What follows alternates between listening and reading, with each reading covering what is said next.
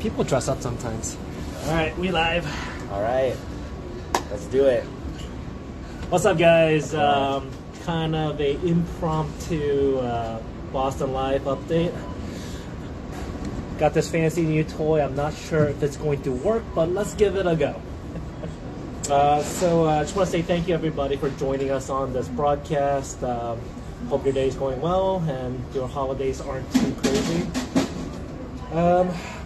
Okay, well, this is Henry, your chapter president, and this is...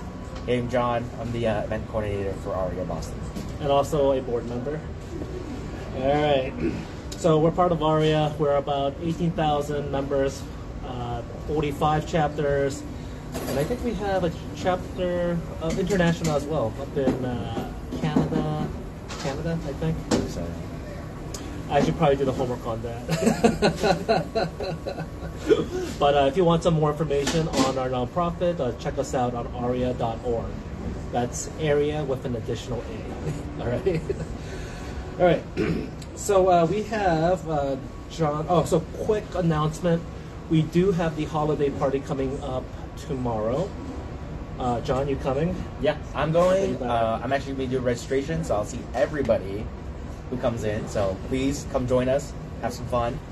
Yeah, so if you want your drink tickets, talk to this guy, all right? So we got the holiday party going on tomorrow. So if you haven't registered yet, I'll post the link in there. Just click on it, just register.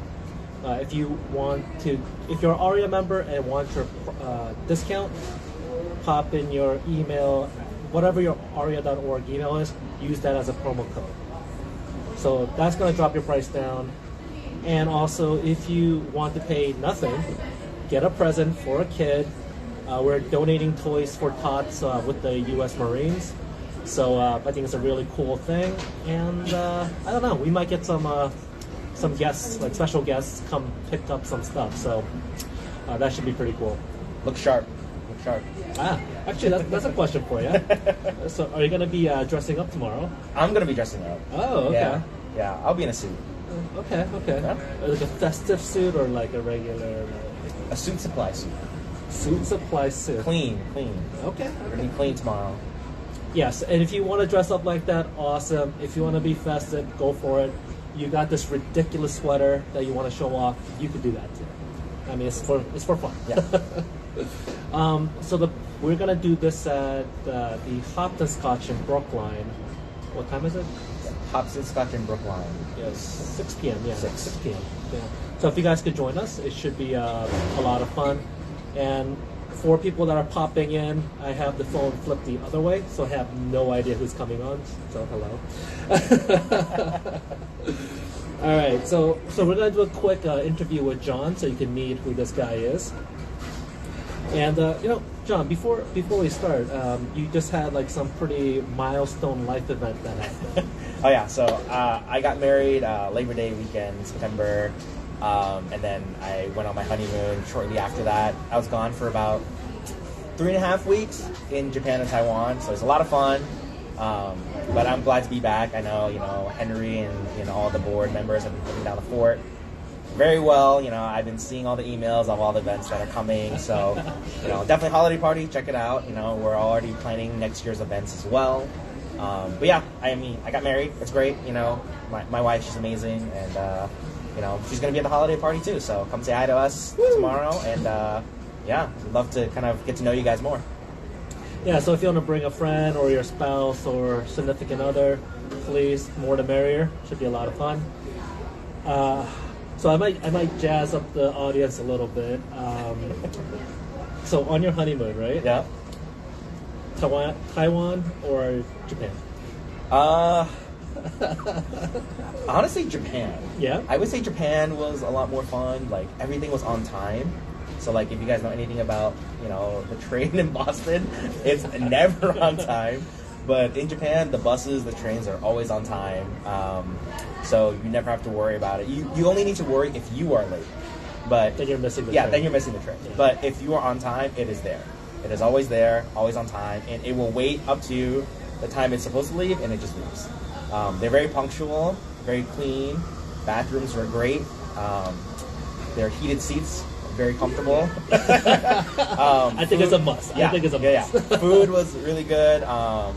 Very clean, very like healthy, and we did a lot of walking. So I actually maintained weight, which is great.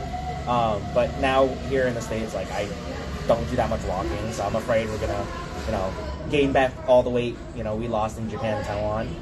But Taiwan, the food was just more nostalgic because that's where I was born. So, but Japan was really fun. So what's your top three? So you went to so Taiwan is pretty famous for the night markets, right? Yeah. So we went to probably like 3 of the biggest night markets in Taiwan. Which ones? Shiling, which is in Taipei. We went to another one called Huayuan in Tainan. And then I think there's another one called Lehua in another part of Taipei. So 3 of the major ones that we went to are all specialized in different things, but they're all very good. I think the Tainan one kind of focuses on more sweeter things, and then Shiling was more of like the fried chicken like fillets, the more classic stuff, and then Lehua is the oyster pancake. It's like a egg with some kind of like gelatin and oysters in it, and vegetables. It's a kind of hit or miss for some people. And Shiling had the stinky tofu. Yeah, I wasn't a big fan of the stinky tofu. Yeah, the smell gets people. It's an acquired taste. Oh, did you try the duck heads? We did not. So we didn't find any at the night markets. Really? Yeah. So usually those are at the smaller ones. The larger ones, typically, I think they're a bit more like commercialized to like visitors. Okay. And like I think visitors are a bit more scared to try the duck heads. So they're less kind of popular. like they kind of stare back at you. Yeah, so yeah. So they're a little bit they're a little bit more worried about eating that kind of stuff. But no, I mean it was a lot of fun. I didn't see it, but. So like when you go to like Taiwan, I think they have a map of all the different night markets, right? Mm-hmm. There is one, but they focus on again like a lot of the ones in the major areas of major cities where a lot of tourists are. Okay. It's kind of like their recommendation of check out all of these like sort of like things in Taiwan, like monuments and like museums and stuff, and then nearby are these like very popular. Again, a bit slightly more commercialized than typical because they cater to like tourists. So there are a lot of them, and you can get them at almost I think like any visitors, even at the airport. You get them. Well, the map that I picked up like way back in the days, it was like so pretty with all like the pictures and stuff. It was super cute.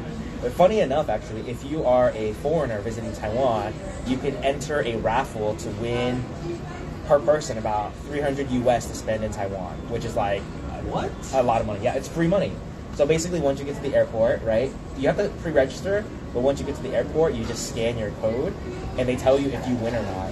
And you can win 5,000 like Taiwan dollars, which is about like $200-300 to spend in Taiwan, which is a lot. That's pretty awesome. Yeah, that's a lot of food. Yeah, so they put it on a card for you, so you can use it at like any of the 7-Elevens, most of the convenience stores. They allow you to use it at the trains. Okay. So it's all paid for you basically, and $200-300 will last you easily a week, 2 weeks plus.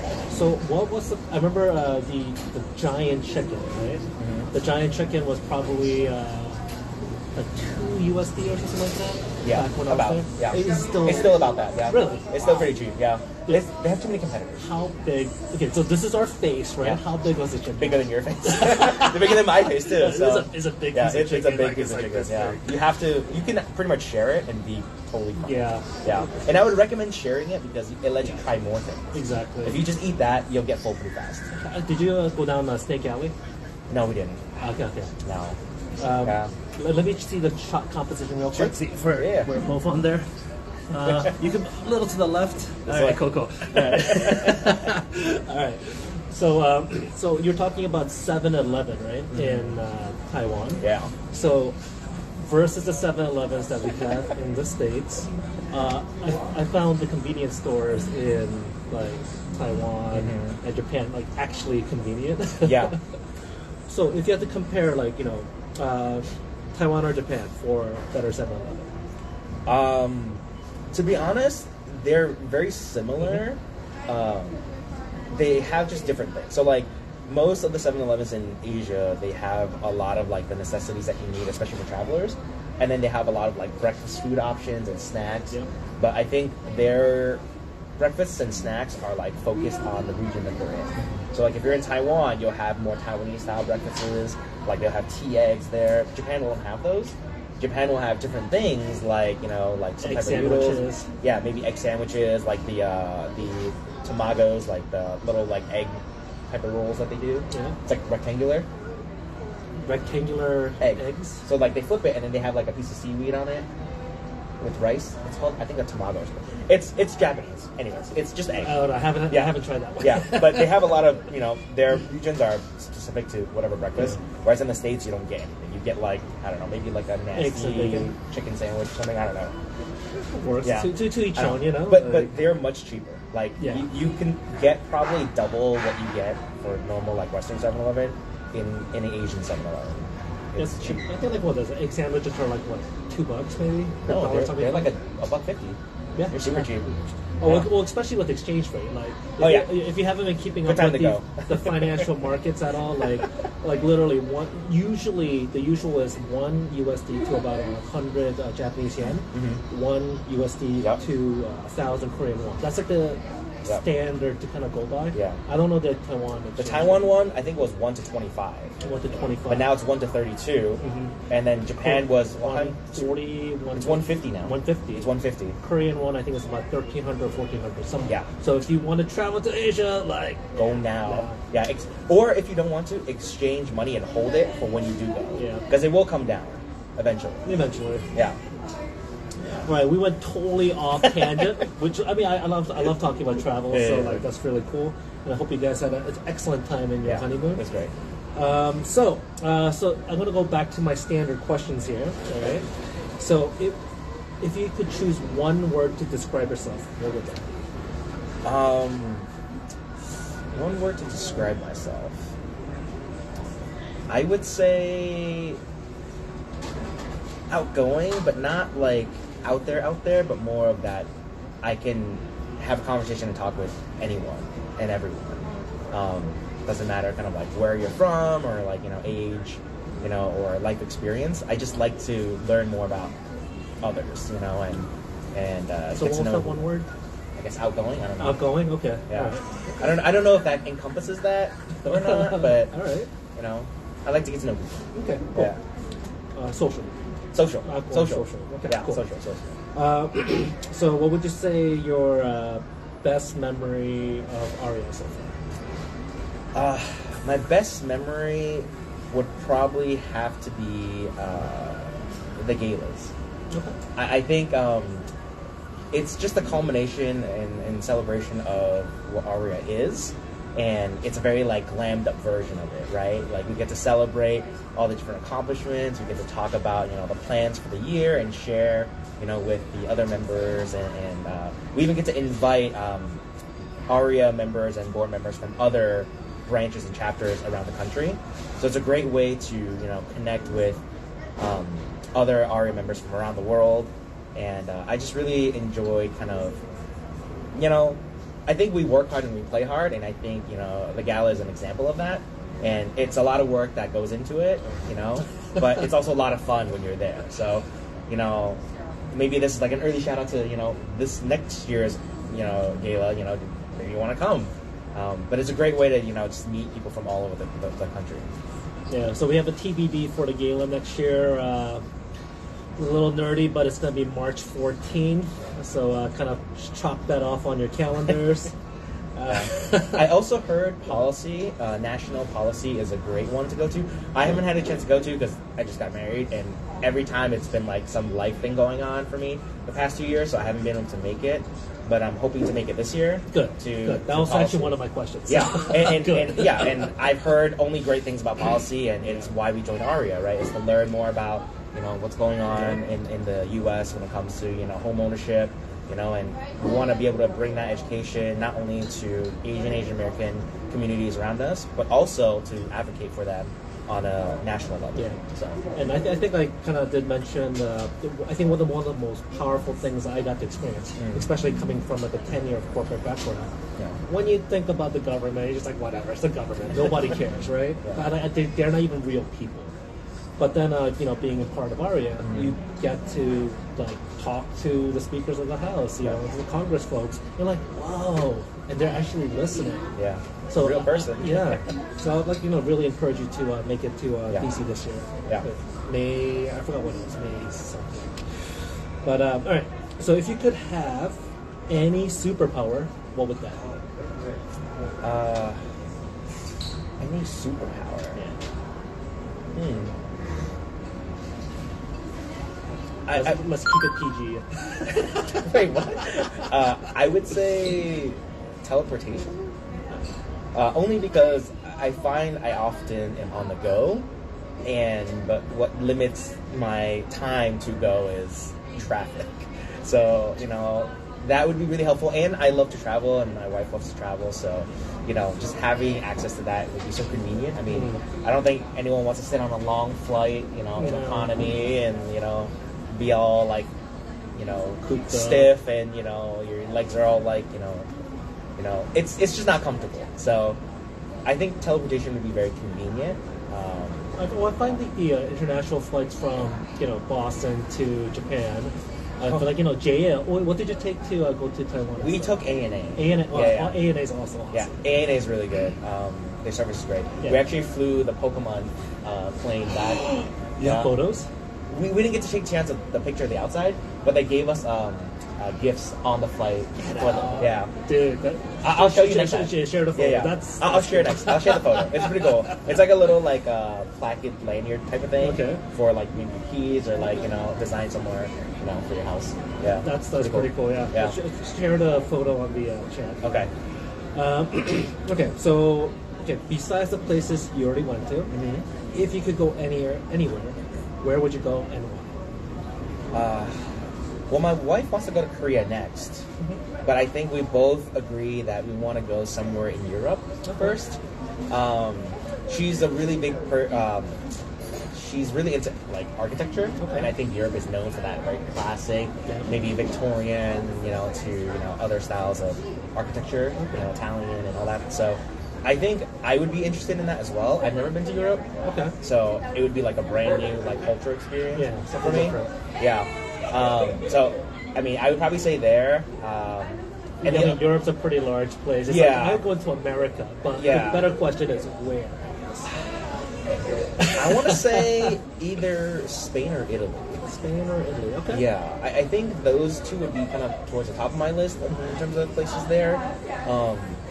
I know my wife's already been to Portugal, so she's not going to want to go to Portugal again. I love Portugal. Yeah, but I think Spain and Italy would be two of the ones on my list. She hasn't said specifically, but she just wants to go to Europe. So I mean, that's very vague. And I'm going to America. Yeah, that's great. But see, now with traveling, I can't just plan for myself. I have to also plan with my wife because if I go, she wants to go. So yes. So DC. So DC, maybe. Yeah, maybe. If we have the time, we'll definitely want to go. Yeah. Yeah, cool. I think one place I could kind of put into a thought process might be Germany. So Germany has all sort of crazy cathedrals, and actually one of my favorite buildings is the Cologne Cathedral. Oh yeah. It's one of the highest twin spire cathedrals in the world, and it's monumental. It's kind of you see the pictures, cool, big church, right? But when you actually go across into the alleys and cut the corner, you see this thing, you'll just be like it's my God. So it's funny. One of the things I have interest in when going to Germany is I want to drive on the Autobahn. Yes. I've heard it's very interesting. It's an interesting experience.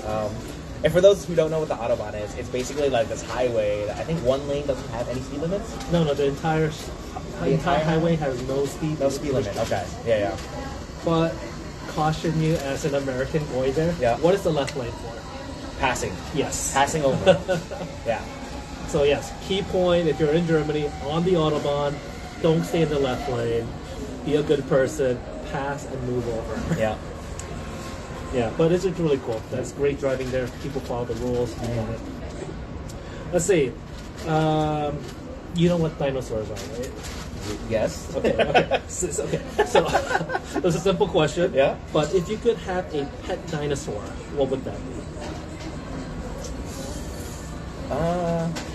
Okay, so if this is based off like movies and what we've seen, I would say a raptor because they seem like they can be trained almost like dogs in a way, where you can have them do stuff for you, and they seem very agile. They're not too large, so like the maintenance would not be as expensive. Keep in your carry-on. Yeah. Keep my carry-on. I mean, again, it could be like a guard dog or something. I don't know, but I don't think you want like a large dinosaur because how would you maintain that? Well, I mean, some of the people have like 200-pound dogs, and some people just like True. Yeah, I don't think I could do like such a big animal because I'm just thinking of the maintenance of it. It's like that's practical. So much. Yeah, it's so much. Oh my gosh. All right. Cool. So sushi or burgers? Sushi. Cool. Awesome. Yeah. Especially because we just went to Japan. Oh, did you get to go to Tsukiji? No, but we did a lot of local like omakase places with like these like old like sushi chefs. They go to like the markets in the morning and they get it fresh that morning. And they never keep anything for the next day. It's like literally what they have is what they have, and when they're out, they're out. Yeah, so it was great. So yeah, sushi's. I haven't had sushi since I got back, and I'm dreading eating sushi. It's never gonna be the same again. Yeah. I mean, even the fish market we went to, we got like toro that was in like a box. Yes. It was $8 for 8 pieces of toro. I'm like salivating already. Yeah. And it was so fresh. It was so good. Yeah. You don't even need any like the wasabi, the soy sauce. Just straight up, it's good enough. Oh, right? So if you want the extra saltiness, go for it. But unnecessary. Well, it's to each their own. Flavor, Yeah. If you like it, go for it. But you don't even need it for the flavor. It's really good. Yeah. And now sushi is gonna be forever ruined. I know. Well, here, I told Tiffany like we should go back to Japan because I'm craving sushi. Yeah. So, would you say sashimi or sushi? Sashimi. Like nigiri. Sashimi. Sashimi. Yeah. Do you like to eat ginger or no ginger? I don't do ginger. Okay. Yeah. I sometimes do the soy sauce and wasabi. But generally, I like to eat it kind of just as is. Oh yeah. Just kind of clean up the palate. Yeah. But I do like the traditional wasabi. It's not the green one. Oh yeah. It's like a little bit like yellowish. It's hard to find. I know. It's wasabi. not as spicy, but I think it's like more flavorful. Oh yeah. Yeah, and usually like sushi chefs will put it in your. It's like a little Yeah. Like they'll either put it in like your nigiri or they'll just put it on top of your sushi, and you just eat it with your whatever you like. It's very good. What's your thoughts on what is it? The rolls. Sushi rolls? Yeah. Like in Japan or here? Just in general, like sushi rolls. Like I think it's okay, but sometimes I feel like it's too much seaweed. Okay. It's a little too much seaweed sometimes. Because like if the person doesn't know what they're doing, they might like wrap too much around it, and it's just kind of it's thick and hard to chew. Okay. So that's why typically I like sashimi, nigiris, and stuff like that because they don't really have seaweed, right? But hand rolls are okay. I feel like it's more. I don't see that as much in Japan. I see more nigiris and sushi in Japan than I do sushi. Like sushi is like we actually did try like one of the conveyor belt things in Japan. It wasn't bad, but it just wasn't like the top tier of sushi sashimi. You gotta go to the right kaiten sushi. Yeah. Like you have people like basically throwing fish around. And right. Like they'll just chop that up. Yeah. Brilliant. We didn't find one of those, right? I think a lot of those like kind of sushi belt stuff were more around tourist areas, and they cater to tourists love that stuff. Yeah, they love it. Yeah, I wanted like a more like authentic like alleyway like headmaster chef kind of like secret place. Well, have you tried so sauce or no sauce? They had us try first without sauce, then with sauce, then with like real sauce and ginger, and they let you figure out what you like. I actually liked either just the soy or just the wasabi purely on it. Yeah. Sometimes I just go between the two. Yeah. Your palate's just gonna be forever changed. I know. Well, I mean, let's not talk about the fact that we went to Kobe. Yeah. You went to Kobe too? We went to Kobe. Nice. Did you do the whole steak experience? We did. Very good. We had A5 champion steak. Ooh. So champion is like every year they crown like one cow like the champion A5. And they gave us a certificate with like it's like birth tree on it. Yeah. And it like certifies like, oh, this is like the champion cow of the year. So we ate the the number one cow in the world. I mean, if I had the opportunity, I'll put a crown on the cow and Yeah. take a photo of this thing. No, he's gone already. I mean, before you kill the cow, you gotta take a picture of this guy, I'm sure there's a picture somewhere online, but it was amazing. It just melts in your mouth, and the chefs there that prepared it for us were great. I think they can only sit like 6 people at a time. Yeah. Did you go to the actual like Kobe beef experience? I think it was nearby the train station. I think. We went to a place called Moriyama's. They're very well known. They get like cuts of the champion steak like shipped to them. There's only a certain amount, obviously limited every year, so they get a portion of it like shipped to them directly, and they sell out within like the day. Yeah. It's very, very fast. So we were able to get 2 cuts. My wife got one and I got one. And it's expensive, but still not that expensive compared to here. Well, yeah. Like that same cut, I think here would have been like $400 per person, but I think we didn't spend that much. So it was good. Was it a hibachi style or was it just a steak? Okay, hibachi, right? No, They it's cut all the different yeah. stuff. They cut it for you. So they had us try it with they fried slices of garlic. Yeah. So they would have you try it with garlic. They would then have you try it with salt. Then they would have you try with pepper. Yep. And then they would have you try all 3 and see what you like. Yeah. And then they let you, and going forward from there, whatever you liked, they tell you to stick to it. Yeah. So what was your favorite? I liked with the garlic chip and the pepper. Okay. Because I think when they cooked it, there's already a little bit of salt in it anyways. So I didn't want to add any more. Yeah. I think it's just like you just really enjoy the flavor of it. Yeah. And I only put a little bit each time. Not a lot. So how do you get your steak cooked? Medium rare. Medium rare. Medium okay. rare. Always medium rare. Yeah. So vanilla or chocolate? Ice cream. Between the two, vanilla, but I'm more of a strawberry guy. Okay. Yeah. Like Haagen-Dazs, strawberry. Strawberry? Yeah. So Haagen-Dazs is your go-to? Haagen-Dazs is typically my default, Okay. if I can find it. It's specifically Haagen-Dazs strawberry. Why? I don't know. It's just like you actually can taste a lot of the strawberry, and it's not. If you don't have too much, it's not super rich and creamy. But if you have like a whole pint, yeah, it's a lot. Do you eat the whole pint? No. Are you one of those people that just get the thing and No, just like... I usually buy like the small, like little Okay. ones with like the little mini tabs. ones? Yeah. Yeah. And that's what I have. That's my one serving to control it, because I think when I was in high school I did do the pint thing in high school, and now I just do the small one. Yeah. So. Good. All right. So, are you more of an SUV person or a sports car person? I'm more of an Or either. SUV person. Okay. All right. Yeah, I think just being in like Boston, right, it's just more practical. I think between the weather, I've always driven SUVs. My car is currently an SUV, so I think I'm just gonna stick to that. All right. It's easy. So, if you had a choice in whatever SUV you could get, right, what would you get? Well, one thing that Tiff and I we were thinking about getting, and it was kind of my idea, was the Genesis GV70. Ooh, they're sexy. Yeah.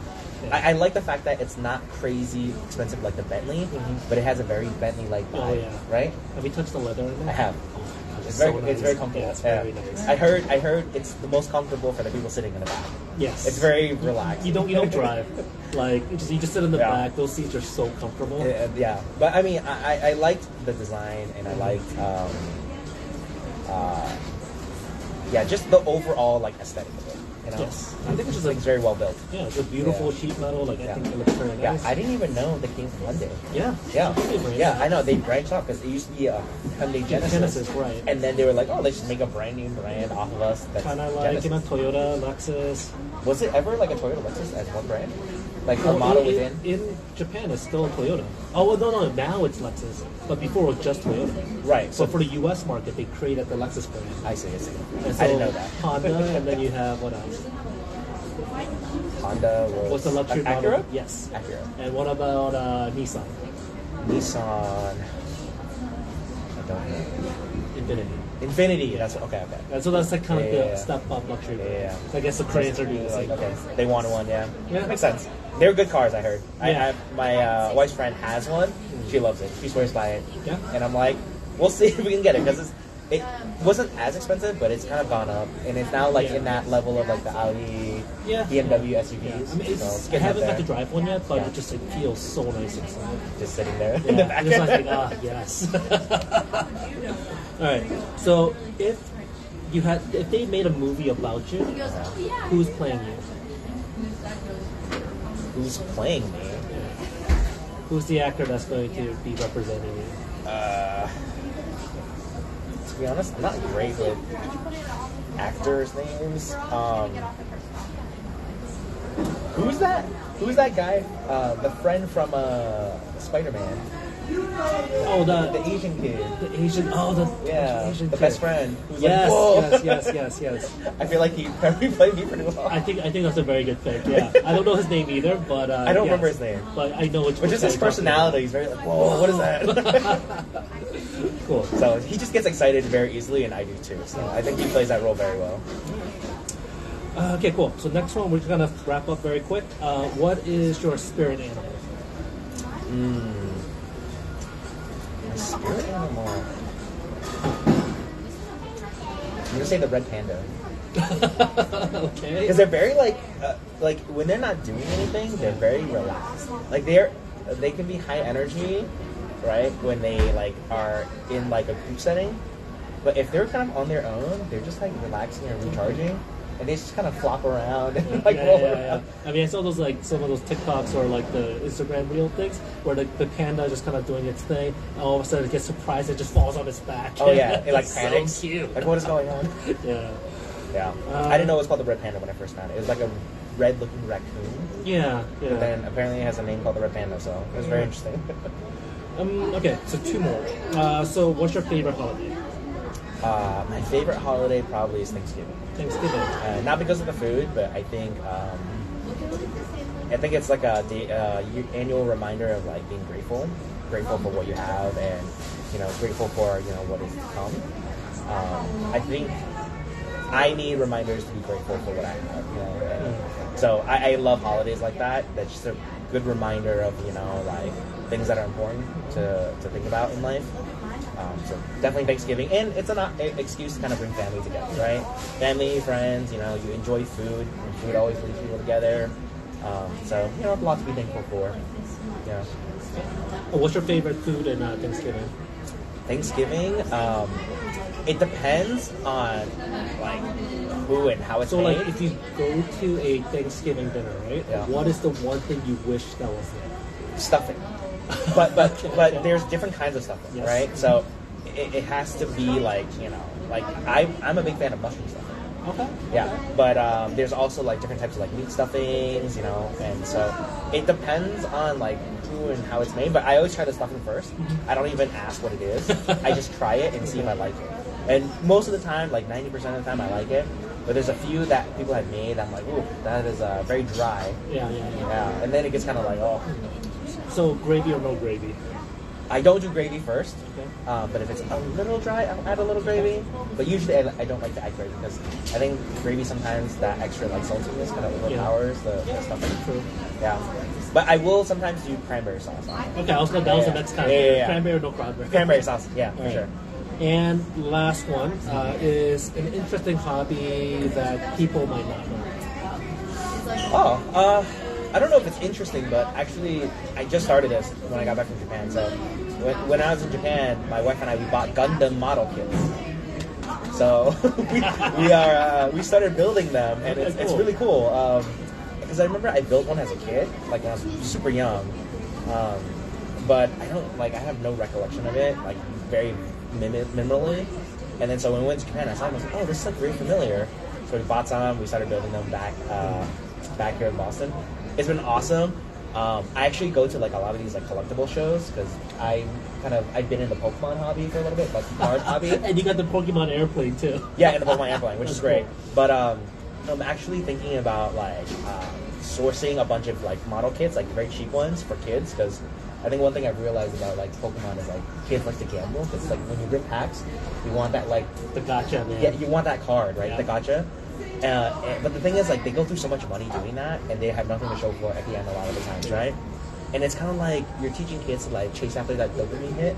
So Actually, I talked to a few guys. I'm actually gonna be doing like a little show over one of the weekends in December, and I'm gonna be like just like having kits available for kids to like try building. Okay. You know, at least it gets them more into like a constructive hobby. Yeah, kind right? of like Legos and stuff like Yeah, that. and I hear most kids who get into like these kind of things end up in that engineering space because they like to STEM. build Yeah. STEM. Yeah, they just like to build stuff. You know. That's It's really pretty cool. funny. Like I actually am a big fan of Yeah, yeah. Gunpla, actually, like the nerdy side. Interesting. Well, you should let me know. I have like 50 gunplas in my house. Oh right shit! now. I got to show you my backlog, man. Yeah, it's a lot of fun. What's your kind of king, your display piece? Like you might have built or not built, but what do you have that is like your crown piece? So I have a few that I haven't started building yet from Gundam Base, which is like exclusive in Japan. Mm-hmm. But the one that I like to follow is the Blood Wolframe's Barbatos. Okay. That's probably my favorite Gundam. Yeah. So my first one. So I actually focus on the chibi style, the SD versions of Gundams. Okay. So I got the master grade SD Oh, of the big one, new Barbatos. one. Yeah, Oh, yeah. nice. So I have that one, and that was the first one I built. Oh, you built that one? I built it already. Okay, Yeah. cool. So I have actually pictures I can show you You later. decaled and everything. I decaled it already. All the stickers. Oh. It's so small. Yeah, they're tiny. You have to have like tweezers. Yeah, and it's like water based, right? Or they stickers. They're stickers. So- It's not decal. It's Okay. stickers. But like I know a lot of people at the high end of this hobby, they get into like custom painting, airbrushing their Gundams. It's a rabbit hole. Oh god. It goes way down, but it's a lot of fun, Yeah. and it takes up a couple hours of your time, and you really learn to kind of like focus and be patient with it. Depending on how deep you want to get into it, you clip it, you file it, there's Yeah. like all sorts of stuff. Yeah, there's a nipper called the God Hands, Okay. like $40. Yeah, it's like little scissors, like little scissors. Yeah. That's like $40 to $60. Yeah. It's just like Yeah, insane. it's to cut it cleanly so you don't have these nubs at the end that make it look really funky. But you're still gonna sand it. But yeah, you can. And they also tell you like you have to sand it with like at least like 1,000 grit or higher, sandpaper to really get it clean and smooth. And yeah. I don't go that far. I just try to get as close to the nippers as I can, and then just call it. We'll talk. Sorry, Oh, yeah. I'm new to the hobby. Dude, it's so much fun. Anyways, I think far as today's content, that's gonna be it. But I just want to say thank you everybody for joining in on the call. We'll look at the commentaries later. And I guess like final words, I just want to say happy holidays, and make sure you call your friends, call your family if you haven't touched base in a while to see what people are up to.